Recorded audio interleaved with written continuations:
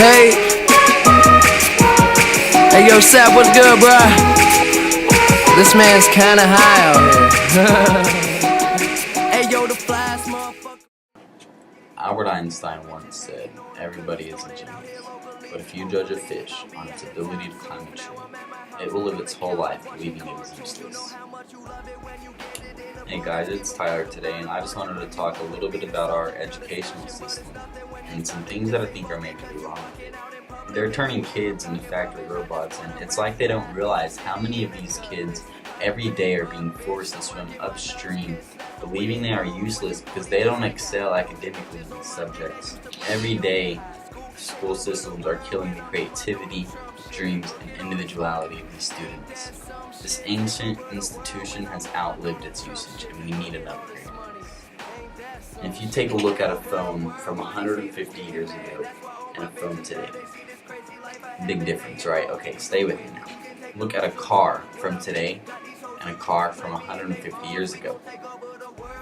Okay, now look at a classroom from today and a classroom from 150 years ago. In literally over a century, nothing has changed. Now you claim to prepare students for the future, but are you really preparing them for the future or the past?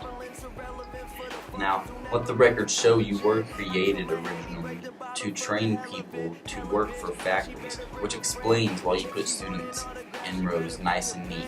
Raise your hand when you want to speak, give them a short break to eat, and for 8 hours a day tell them what and how to think, as well as making them compete for an A, a letter that determines product quality, hence grade A meat. Now, I get back then times were different and we all have our past. I myself know Gandhi, but we don't need to turn these kids into robotic zombies, you see. We need people who can think creatively, independently, critically, innovatively, with the ability to connect all of these at the same time, you see. Every scientist will tell you that no two brains are the same, and any parent with 2 or more kids will confirm this claim. One size does not fit all. If a doctor prescribed the same medicine to each and every one of its patients, now that would be tragic.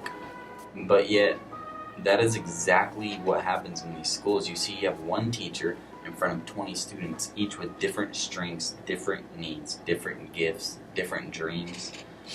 Yet you teach them all the same thing, the same way.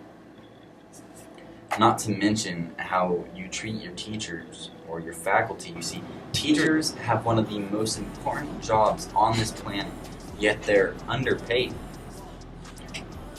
Teachers should earn just as much as doctors, and I'm only being honest here, you see, because a doctor can do heart surgery and save a child's life. Now a teacher can reach into the heart of that child and give that child the ability to live for himself.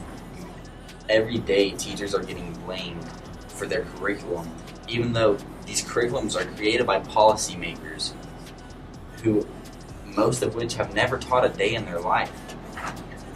These multiple choice tests are crude and they should be abandoned, but don't take my word for that. Take Frederick J. Kelly, the man who invented standardized testing, who said, and I quote, "These tests are too crude to be used and should be abandoned." You see, I don't have much faith in our school system anymore, but if we can customize our healthcare and our cars and our Facebook pages at that, then it is our duty to do the same with our education. Math is important, yes, but no more than art or dance. Countries like Finland are doing impressive things. They have shorter days, they focus on collaboration rather than competition. Their educational system outperforms every other country in the world. There is no single solution, so let's get moving. Students may be 20% of our population, but they are 100% of our future. So let's attend to their dreams. There's no telling what we could achieve. This is a world in which I believe. A world in which fish are no longer forced to climb trees. Keep listening to your mad friends. Yeah, last old enough be my dad friend. So that gotta mean he a has-been. I took his girl, yeah, that's Bogart. I fought that girl like a porn star.